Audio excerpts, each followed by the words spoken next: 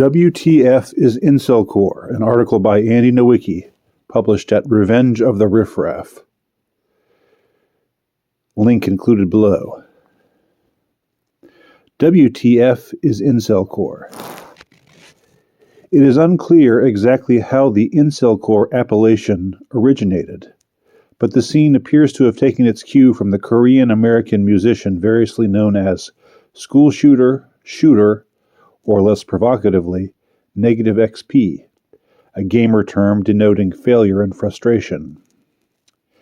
Negative XP, like the rest of the incelcore ilk, has never been signed to any record label, major or minor, but has instead operated in a strictly DIY manner. He established his cred on SoundCloud, where 3 years ago, he published the tune that would bring him both success and notoriety. Scott Pilgrim ruined a whole generation of women. In this wildly vulgar, gleefully misogynistic punk rock anthem, heaps of scorn and derision are poured upon a young woman, who is asserted to be the paradigmatic representative of the demographic whom the singer assails as having been ruined by the movie referenced in the title, Scott Pilgrim vs. the World. In that film, the hero, a musician played by Michael Cera, falls in love with a purple-haired girl named Ramona Flowers, who has a legion of menacing ex-boyfriends. The girl in the Negative XP song idolizes Ramona to such a degree that plainly indicates her debased state, which the speaker of the song piteously records. BPD in ecstasy, conceited with low self-esteem. She's a teenage dream if you hate yourself. Bright-dyed hair and obnoxious clothes, thinks communism is the way to go. She's a whore, a hole, a dime a dozen Jezebel. Bright-dyed hair but dead inside, Plan B lifetime supply. She's a whore, a hole, gave head since middle school. She's an alcoholic loser bitch that likes to listen to shitty music. She drinks and smokes and tokes and chokes on dick. A hint of empathy creeps in during the chorus, as well as a bit of self-deprecating confession. It's sad to think she's someone's daughter, like a lamb to the slaughter, but honestly, I'd still hit if I could. The song is certainly an unsubtle broadside, but it packs a certain bracing punch. To date, it is the only incelcore song that has received widespread attention, mostly in the form of approbation from triggered feminists and the like. But in the best tradition of punk rock, it embraces its irreverent outrageousness with a cheeky insouciance, in a manner that recalls classics like the Sex Pistols' Belson Was a Gas, or the Dead Kennedys' California Über Alles.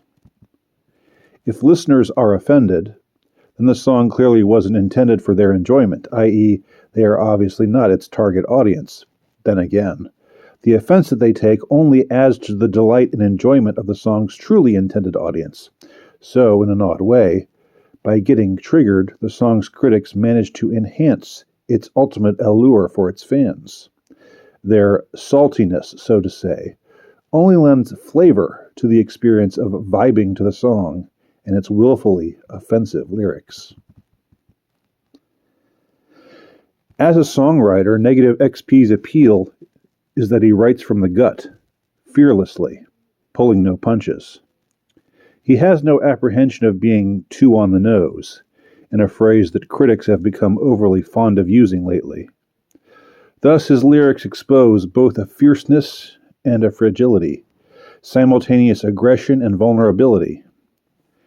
In First-Person Shooter, also known as FPS, the speaker threatens bullies who appear to be more virtual than actual. People talking about me, talking shit online. Well, let them talk all they want, because I've got them in my sights. So, does he intend actually to track these people down and take them out with a real gun? Or are his threats merely related to the virtual world? The ambiguity is what makes the song compelling, since we do not know if the shooter's rage is impotent and harmless, in which case he is merely pitiable, or if he intends to do real harm to others, in which case he is actually dangerous. Left on Red exposes the angst of an incel who gets ghosted online. Left on Red, I wish I was dead. I need some love, I need a hug, I need to get my fucking dick sucked. Feeling bored and kind of sad. Want to chill, want to fuck, want to get a fucking blowjob. What makes this song emotionally resonant is the manner with which it describes the variety of needs that are being left unmet, resulting in a state of extreme frustration with which anyone in a similar situation could relate. It's not just about lust or desire, but also a more basic and innocent wish for connectedness and affection. I need a hug. While many of the incelcore artists share a similar meat and potatoes, drums, guitar, bass, homemade aesthetic as Negative XP, others favor a more lush, electronically infused sound. Uh-Oh Slater's I'm Sorry That I Blew My Brains Out Across the Room is a haunting anthem of simultaneous apathy and despair, set to a doomily luminous wall of sound that recalls Weezer, except with eerily distorted vocals that seem to emanate from one trapped in a hellish trance. Then there is Jezebel Garobli, whose body of work includes the invocation of the mysterious figure known as Snail Man, who seems intent upon constructing a kind of expansive mythos involving many characters, and whose lyrics are high-quality, richly elusive poetry. Good day, sir. Wish I were a little less denatured. Devil ether on the bleachers, never ever gonna call out a cheater. Going along, coming on strong, another sad know-it-all. POV, you're a corpse. You were forced to be born. POV, you just died and everything is a lie. POV, you're Jim Jones. He was stoned off his throne. POV, you're a man, and that's how your life began. There are also incelcore artists who favor the acoustic sound and who spice their sadness with satirical humor, as exemplified in Bad Takes Only's bruisingly hilarious ballad, E-Girl Song. E-girls will ruin your life. Don't let them into your mind. E-girls will dance away. Her father's glad he didn't stay. It's all right, she'll learn. Hopefully she passes her midterm. Don't worry, she won't mind that I am singing these lines. Her brain is denser than a rock. She'll use this song on TikTok. It is true that many themes recur in songs by incelcore artists, namely depression, social sexual frustration, and often nihilistic disaffection, as Fried by Fluoride expresses in No Point. Can't seem to find a purpose, just living to survive. I'll never be anything, 'cause there's nothing that I like. I'm losing motivation. I'm starting not to care.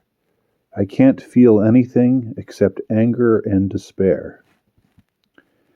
That said, it would be short-sighted in the extreme if one were to miss the degree to which musicians of the incelcore scene are self-aware of all that the term incel connotes, according to a media seemingly terminally prone to sensationalism and dishonesty.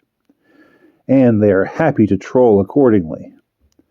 Hallowed's Boom Boom Boom Boom reenacts the sort of Columbine Elliot Rodger-like shooting spree that so many seem to automatically and unthinkingly associate with incels. Boom, boom, boom, boom. Get out of my way. I'm going to blow you away. Stay out of my lane. Boom, boom, boom, boom.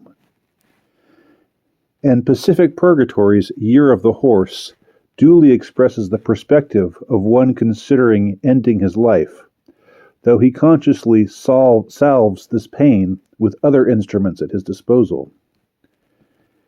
It's been a while since I last cried. I drown out the thoughts of suicide with chemicals and lots of pills. I guess it's still cheaper than a hospital bill. But now I feel so numb and empty, I wouldn't care if the world was ending. The above, perhaps, serves as an adequate primer or overview of the incelcore scene, though of course it leaves many talented artists unfairly unmentioned. A fine storehouse for incelcore music is the YouTube channel Up to the Wolves, which also features extremely creatively edited videos for many of the songs, often using footage from 80s movies with glamorous actors and actresses, whose visages form a compelling counterpoint to the self-described losers who are singing and playing on the soundtrack. Incelcore is an up-and-coming musical genre that, at present, few establishment critics take seriously, except when they furrow their brows and clutch their pearls over its lyrics, or fret over the growth of its fan base. Yet, ironically enough, it is this very hostility that helps to explain the origin of incelcore, as well as to ensure the continued rise of its trajectory. Nature abhors a vacuum, and in a time of out-of-control, top-down censoriousness, dissent, which our self-appointed cultural commissars attempt to smash to pieces, has a tendency to grow back beneath their feet like a virulent weed, utterly immune to pesticides. Incelcore, like kudzu, will soon be everywhere. Ready or not, here it comes.